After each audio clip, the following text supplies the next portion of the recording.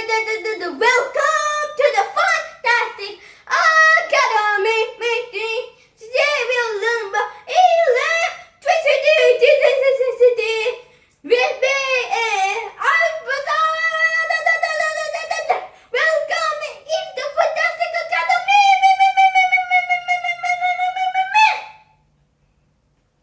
Okay, from that intro segment, and the title of this video, you probably know what we're going to talk about today. That's right, electricity. Now, first, let's answer the quiz question from last episode, since for some reason I always forget the quiz question for comedic effect. So, the quiz question is, actually I asked you to research that one. And the answer was actually nowhere in the video, so it was pretty tough. So, the unit of voltage, the volt, is named after whom? It's simple. Alessandro Volta. He is completely irrelevant and definitely did not invent one of the greatest electrical inventions of all time. Actually, he did invent one of the greatest electrical inventions of all time, but we'll talk about that in another episode. For now, let's talk about Ohm's law. So, remember last episode I planned a great epic combination of voltage, current and resistance? Well, it's here now. It's Ohm's law, spelled O-H-M, because scientists always have funny names. Now, what does Ohm's law says? Well, it says that voltage equals current times resistance. Now, you're probably thinking, wait, does a resistance reduce voltage? Here's how I like to think about it. If you have a 5-volt battery and the wire has, let's say, 1 ohm of resistance, then a certain amount of current is passing through. Let's say it's 2 ohms of resistance. The current is twice as less, but you still have a 5-volt battery. The voltage hasn't changed at all. So if the current has decreased and voltage has stayed the same, resistance has to be incorporated into the equation. So that's where the R in V equals IR comes from. Resistance. Okay, now let's go on to another law. Current equals charge over time. Now, this is simple. It's literally just the definition of current. But if we swap out the numbers a bit, we get charge equals current times time. It's really useful because it helps you figure out how much power is being used over a given period of time. Now, speaking of current, there are 2 types of current. What are these 2 types? Let's find out now!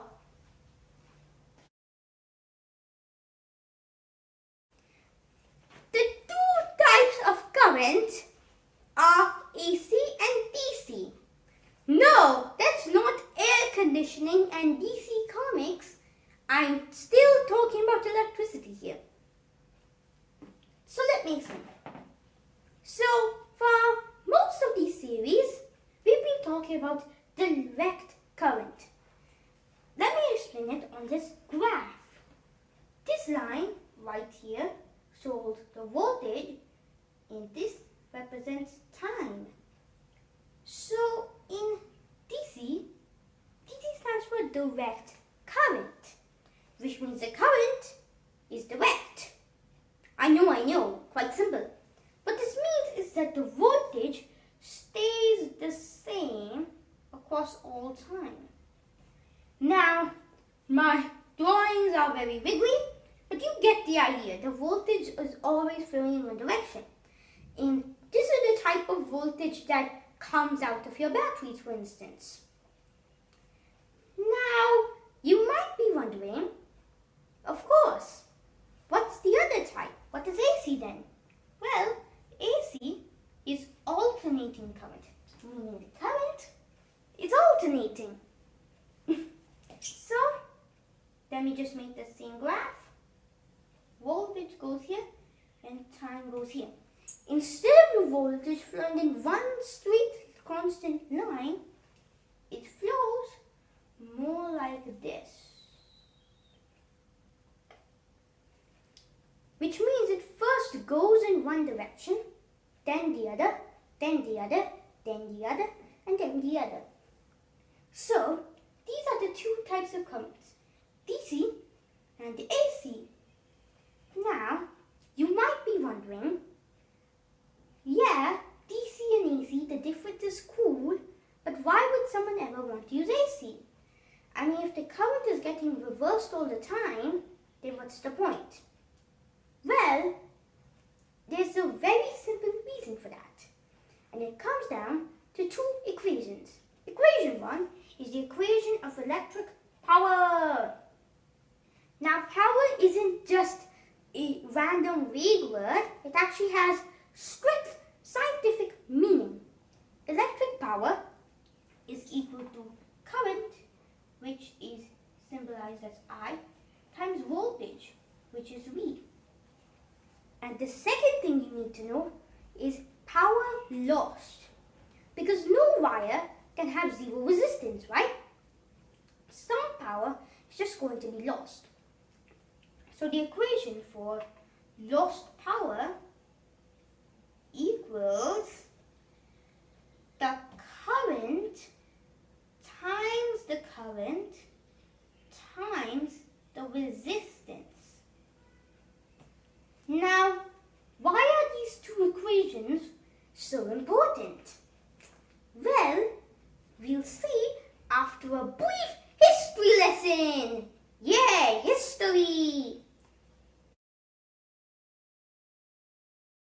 So, Thomas Edison. You might know him as the person who invented the light bulb.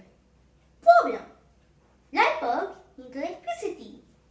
And well, there's no electricity in the time that Thomas Edison was operating.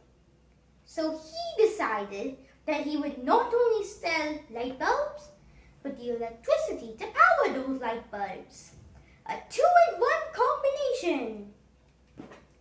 Now, Edison's idea was to have a bunch of small power stations put in very close to each other near major centers of population. And you can't just draw a few dots on the board and make a power station, you know? It costs time and effort. Edison made the first ever power station in the US, the Pearl River Power Station in Pearl River, Manhattan, and still, even though he was selling the electricity to power the light bulbs and the light bulbs itself, he still lost money for 2 years. In fact, it cost $2 million to build one of these small power plants. So you can imagine that this was a very expensive endeavor. But there was another person on the scene, George Westinghouse. His idea was to have many big power stations which are far apart. Now the problem with this at the time was that, quite simply put, you would lose a lot of power. So a person located here might not receive any power at all because he's so far away from the plant. So what was Westinghouse's solution? AC power. You see, the power you use, you can't decide it, you know? Everyone is going to use a certain amount of power and you have to give that amount of power. So that can't be controlled. But can be controlled are your current and your voltage. Now, power lost equals current into resistance. So that means, if say you halved the current, the power loss would go down by 4. But here's a problem. Halving current course, you double the voltage. But how would you double the voltage?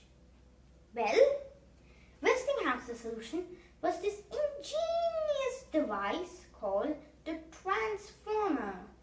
We won't get how it works now, but all you need to know is that it can take small amounts of voltage and make them big, and can take big amounts of voltage and make it small. There's only one catch. It only works if the power is varying. Oh look! ACs come back into the picture. AC power varies, which means it can be used in a transformer to get huge voltages. Huge voltages means that almost no power is lost. It's a win-win for everyone. However, Edison still thought that his model was better. And the grand test was the 1893 World Fair. Now you might be thinking, what's a World Fair? Well, remember a few years back, actually 1 year back really, actually not even that, it was literally just a few months ago that we had the Dubai 2020 Expo. It didn't actually happen in 2020 because, Corona. But before we came up with the name Expo, it was called World Fair. So this was essentially the Expo of the day, and happening in Chicago, USA. Yay, USA! So Westinghouse and Edison were competing to figure out who could supply electricity for this flare. Who won? Westinghouse. And ever since then, AC has been the dominant method of power. Wait, it actually hasn't. You see, the point about AC is that its voltage can be increased easily, right? Well, it's been many years since 1893. And we've come out with ways to increase the voltage of DC power as well. Which means that some of the longest power lines in the world are DC. It's called high voltage DC or HVDC. The longest power line in the world is in China, and it stretches over 3,300 kilometers. How big is that? Well, look at this map.